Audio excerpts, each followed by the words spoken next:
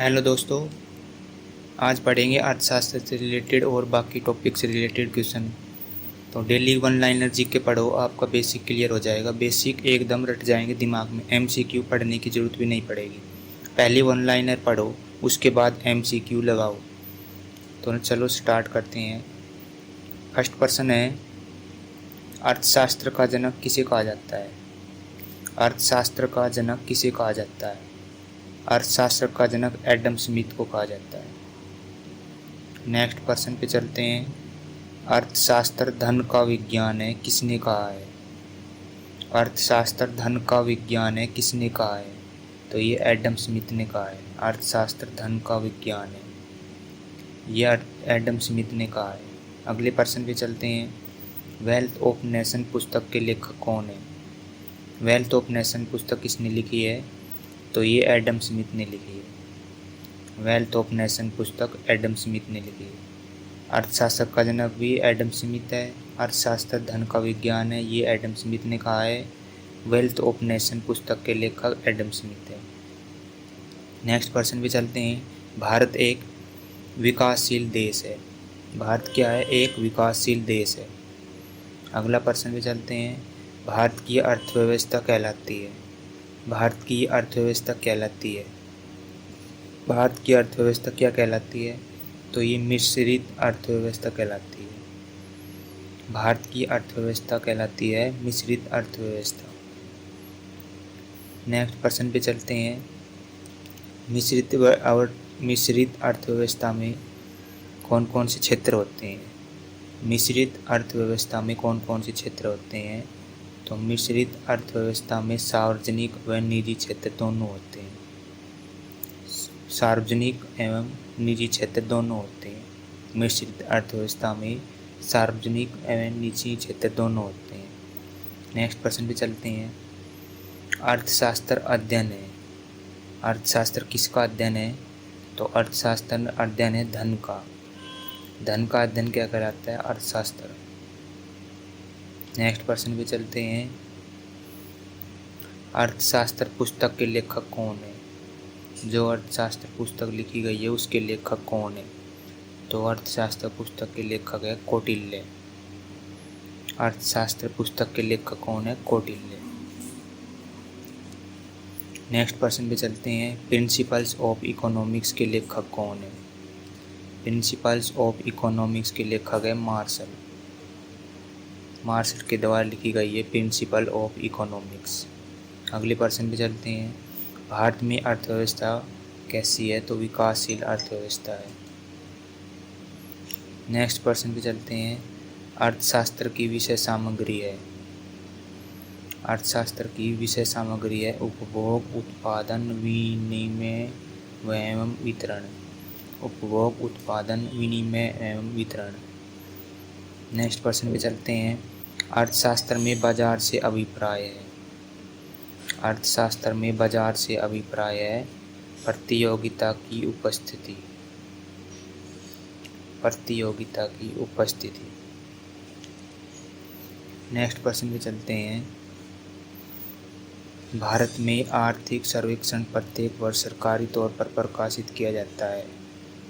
भारत में आर्थिक सर्वेक्षण प्रत्येक वर्ष सरकारी तौर पर प्रकाशित किया जाता है भारत सरकार के वित्त मंत्रालय द्वारा। भारत सरकार के वित्त मंत्रालय द्वारा। नेक्स्ट प्रश्न चलते हैं। आर्थिक विकास के दृष्टिकोण से भारत की गिनती होती है। आर्थिक विकास के दृष्टिकोण से भारत की गिनती होती है। तो भारत की गिनती विकासशील राष्ट्र के रूप में होती है। भारत क्या है? विकासशील राष्ट्र। अगले प्रश्न में चलते हैं। गांधीवादी अर्थव्यवस्था किस सिद्धांत पर आधारित है? गांधीवादी अर्थव्यवस्था किस सिद्धांत पर आधारित है? तो गांधीवादी अर्थव्यवस्था ग्रामीण सहकारिता सिद्धांत पर आधारित है। गांधीवादी अर्थव्यवस्था किस सिद्धांत पर आधारित है? तो ये ग्रामीण सहकारिता सिद्धांत पर आधारित है। नेक्स्ट प्रश्न पे चलते हैं। प्रोफेसर अमर्त्य सेन को नोबेल पुरस्कार किस क्षेत्र में उनके योगदान के लिए दिया गया? प्रोफेसर अमर्त्य सेन को नोबेल पुरस्कार किस क्षेत्र में उनके योगदान के लिए दिया गया? तो कल्याण अर्थशास्त्र में। कल्याण अर्थशास्त्र में अमर्त्य सेन को नोबेल पुरस्कार दिया गया। नेक्स्ट प्रश्न पे चलते हैं। अर्थव्यवस्था में पूंजी निर्माण निर्भर करता है। अर्थव्यवस्था में पूंजी निर्माण निर्भर करता है। अर्थव्यवस्था में पूंजी निर्माण निर्भर करता है कुल बचत पर। अर्थव्यवस्था में पूंजी निर्माण निर्भर करता है कुल बचत पर। नेक्स्ट प्रश्न में चलते हैं। जब आयात और निर्यात द्वारा किसी देश की आर्थिक गतिविधियां प्रभावित होती है तो उस अर्थव्यवस्था को कहते हैं। जब आयात और निर्यात द्वारा किसी देश की आर्थिक गतिविधियां प्रभावित होती है तो उस अर्थव्यवस्था को क्या कहते हैं? तो उस अर्थव्यवस्था को खुली अर्थव्यवस्था कहते हैं। नेक्स्ट प्रश्न पे चलते हैं। 1934 में भारत के लिए नियोजित अर्थव्यवस्था किसने लिखी? 1934 में भारत के लिए नियोजित अर्थव्यवस्था किसने लिखी? तो सर एम विश्वेश्वरैया ने। सर एम विश्वेश्वरैया ने। सर एम विश्वेश्वरैया ने 1934 में भारत के लिए नियोजित अर्थव्यवस्था किसने लिखी? सर एम विश्वेश्वरैया ने। अगले प्रश्न पे चलते हैं। योजना आयोग व पंचवर्षीय योजना। योजना आयोग व पंचवर्षीय योजना से रिलेटेड प्रश्न। तो प्रश्न है, योजना आयोग का भारतीय संविधान में कोई उल्लेख नहीं है। इसका गठन सरकार के एक प्रलेख द्वारा परामर्शदायी संस्था के रूप में हुआ। 15 मार्च 1950 को भारत सरकार द्वारा योजना आयोग का गठन किया गया था। योजना आयोग का गठन कब किया गया? 15 मार्च 1950 को भारत सरकार द्वारा योजना आयोग का गठन किया गया था। अगले प्रश्न में चलते हैं। देश का प्रधानमंत्री योजना आयोग का पदेन अध्यक्ष होता है। तो योजना आयोग का पदेन अध्यक्ष कौन होता है? देश का प्रधानमंत्री।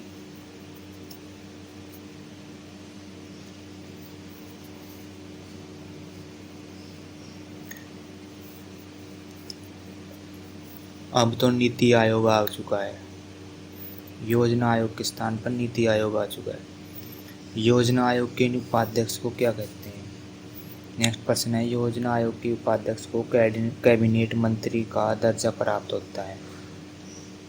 योजना आयोग के उपाध्यक्ष को कैबिनेट मंत्री का दर्जा प्राप्त होता है। नेक्स्ट प्रश्न पे चलते हैं। पंचवर्षीय योजना बनाई जाती है। तो पंचवर्षीय योजना आयोग द्वारा बनाई जाती है। तो अब योजना आयोग के स्थान पर नीति आयोग आ चुका है। नेक्स्ट प्रश्न है। पंचवर्षीय योजनाओं को अंतिम स्वीकृति कौन देता है? तो पंचवर्षीय योजनाओं को अंतिम स्वीकृति कौन देता है? तो ये राष्ट्रीय विकास परिषद।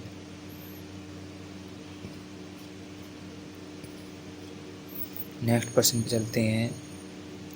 पंचवर्षीय योजना किस देश से ली गई है? पंचवर्षीय योजना रूस देश से ली गई है। रूस को पूर्व सोवियत संघ भी कहते हैं। पंचवर्षीय योजना किस देश से ली गई है? तो ये रूस से ली गई है। नेक्स्ट प्रश्न है। भारत में योजना निर्माण हेतु केंद्रीय निकाय है। तो केंद्रीय निकाय है ये योजना आयोग। अगला प्रश्न पे चलते हैं। योजना आयोग के प्रथम अध्यक्ष।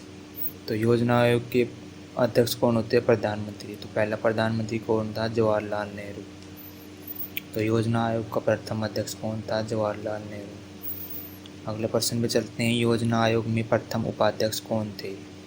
तो योजना आयोग में प्रथम उपाध्यक्ष गुलजारी लाल नंदा थे। योजना आयोग में प्रथम उपाध्यक्ष कौन थे? गुलजारी लाल नंदा। नेक्स्ट प्रश्न। प्रथम पंचवर्षीय योजना कब प्रारंभ हुई? तो प्रथम पंचवर्षीय योजना 1 अप्रैल 1951 में प्रारंभ हुई। प्रथम पंचवर्षीय योजना 1 अप्रैल 1951 से प्रारंभ हुई। प्रथम पंचवर्षीय योजना में किस पर बल दिया गया था? तो प्रथम पंचवर्षीय योजना में कृषि पर बल दिया गया था। प्रथम पंचवर्षीय योजना 1 अप्रैल 1951 से प्रारंभ हुई और इस योजना में कृषि पर बल दिया गया था। नेक्स्ट प्रश्न पे चलते हैं। प्रथम पंचवर्षीय योजना किस मॉडल पर आधारित थी? तो प्रथम पंचवर्षीय योजना हेराल्ड डोमर मॉडल पर आधारित थी। प्रथम पंचवर्षीय योजना किस मॉडल पर आधारित थी? तो प्रथम पंचवर्षीय योजना हेरोल्ड डॉमर मॉडल पर आधारित थी। अगले प्रश्न पे चलते हैं। किस पंचवर्षीय योजना में भारत के विकास का प्राथमिक दायित्व सरकारी क्षेत्र को स्थानांतरित कर दिया गया था?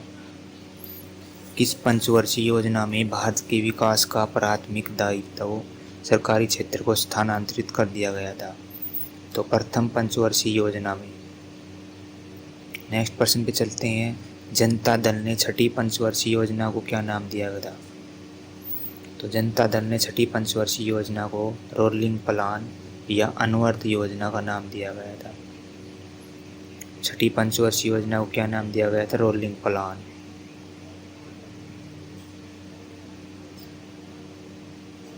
नेक्स्ट प्रश्न में चलते हैं। रोलिंग प्लान को भारत में लागू कराने का श्रेय किसे दिया जाता है? रोलिंग प्लान को भारत में लागू कराने का श्रेय डीटी लकड़ावाला को दिया जाता है। डीटी लकड़ावाला को। रोलिंग प्लान को भारत में लागू कराने का श्रेय किसे दिया जाता है? डीटी लकड़ावाला को। नेक्स्ट प्रश्न पे चलते हैं। योजना उदारीकृत अर्थव्यवस्था के रूप में वर्णित जॉन डब्ल्यू मुल्लर मॉडल पर आधारित थी। जॉन डब्ल्यू मुल्लर मॉडल पर आधारित थी। तो 8वीं पंचवर्षीय योजना। नेक्स्ट प्रश्न पे चलते हैं। किस पंचवर्षीय योजना का चार सरकार ने अपने अपने तरीके से प्रारूप तैयार किया था? किस पंचवर्षीय योजना को चार सरकारों ने अपने अपने तरीकों से प्रारूप तैयार किया था? तो 8वीं पंचवर्षीय योजना। अगले प्रश्न पे चलते हैं।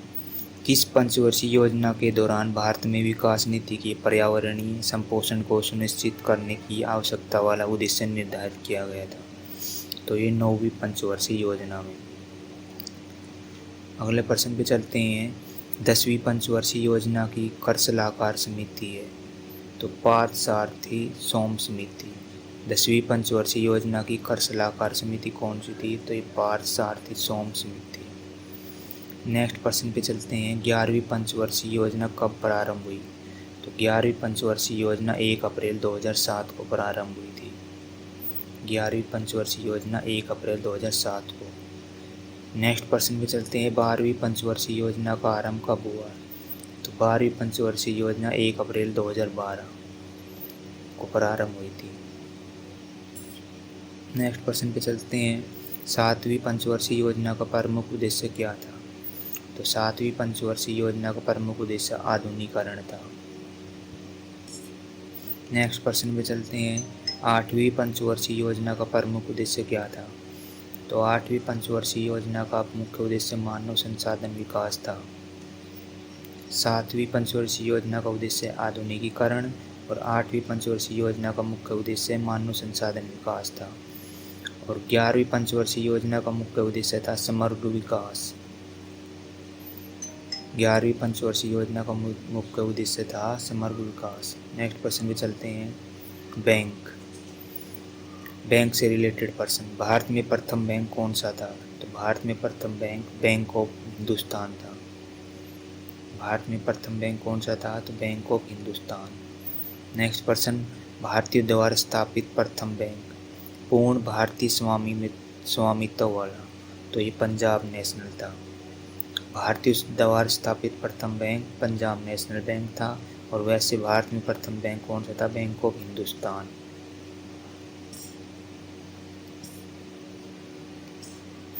भारतीय द्वारा स्थापित प्रथम बैंक पंजाब नेशनल बैंक था। नेक्स्ट प्रश्न पे चलते हैं। पूर्ण रूप से पहला भारतीय बैंक कौन सा था? तो पूर्ण रूप से पहला भारतीय बैंक पंजाब नेशनल बैंक था, जिसकी स्थापना 1894 में हुई थी। पूर्ण रूप से पहला भारतीय बैंक पंजाब नेशनल बैंक 1894 में स्थापना हुई। अगले प्रश्न पे चलते हैं। भारत का सबसे पुराना संयुक्त स्टॉक बैंक है? भारत का सबसे पुराना संयुक्त स्टॉक बैंक है इलाहाबाद बैंक। भारत का सबसे पुराना संयुक्त स्टॉक बैंक है इलाहाबाद बैंक।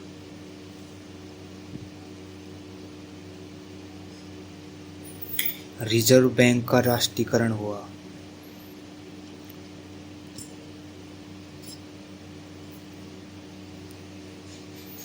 रिजर्व बैंक का राष्ट्रीयकरण हुआ। रिजर्व आरबीआई बैंक है रिजर्व बैंक का राष्ट्रीयकरण कब हुआ था? 1 जनवरी 1949 को। 1 जनवरी 1949 को रिजर्व बैंक का राष्ट्रीयकरण 1 जनवरी 1949 को। कुछ लोग भारत में कोई बैंकिंग कंपनी खोलना चाहे तो उन्हें किसकी अनुमति लेनी होगी? तो इसके लिए भारतीय रिजर्व बैंक की अनुमति लेनी होगी। नेक्स्ट प्रश्न पे चलते हैं।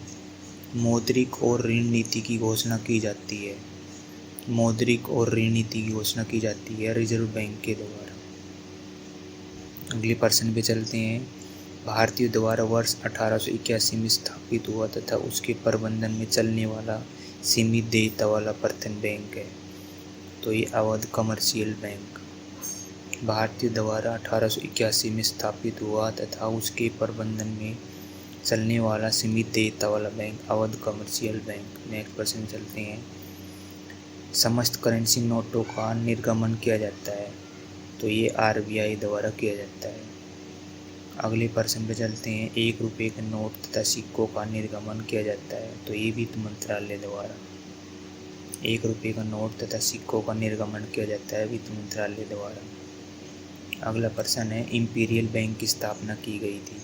तो इंपीरियल बैंक की स्थापना 1921 में की गई थी।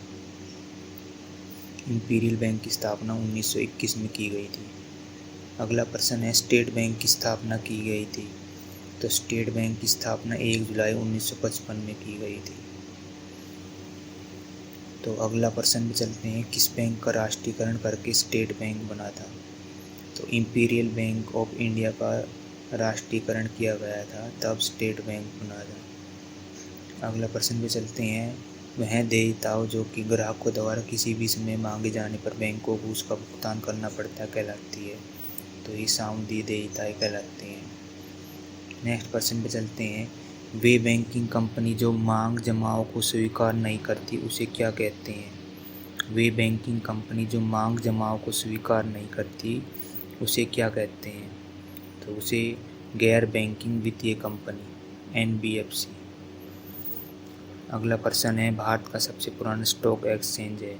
तो बॉम्बे स्टॉक एक्सचेंज है, 1875 में स्थापना हुई थी।